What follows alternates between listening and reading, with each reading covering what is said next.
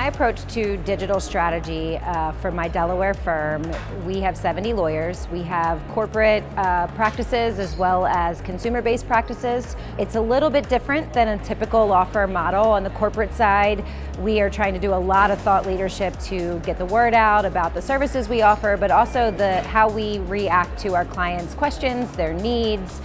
We use it for awareness campaigns as well as, the questions that clients have regularly that we can address and get that information to them to get it to their teams. It saves communicating about meetings and emails, and we can use that thought leadership to answer questions as well as build our brand and our awareness.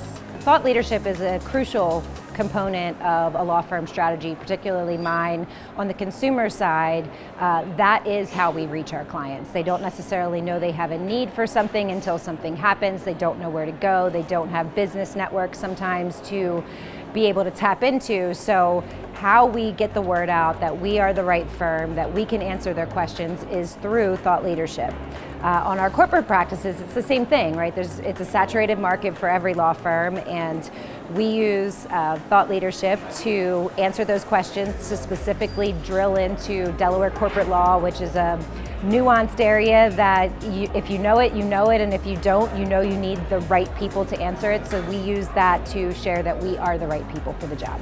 At LISI, we build fully custom websites based on WordPress, and it's exciting to be a partner with Passle because we're able to incorporate the Passle platform natively into the website CMS. For firms like Morris James, it's critical to their thought leadership strategy to be able to have that content in an almost frictionless way for the attorneys to be able to create it.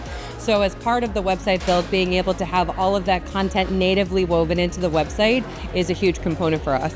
I really like the Passle tool implemented in part of our strategy for a number of reasons. It's easier on my team. Frankly, we don't have as many emails going back and forth with this version and Taylor's version and my version of a document that needs to get out quickly. It empowers the attorneys to be able to, in the moment, take a piece of content out there or their own and quickly get it into the portal that gets it into my team, and we are able to then publish it really quickly, seamlessly, and then also distribute it through a variety of different sources, whether that be social media or the very cool Istatoy aspect that allows you to just email from the platform.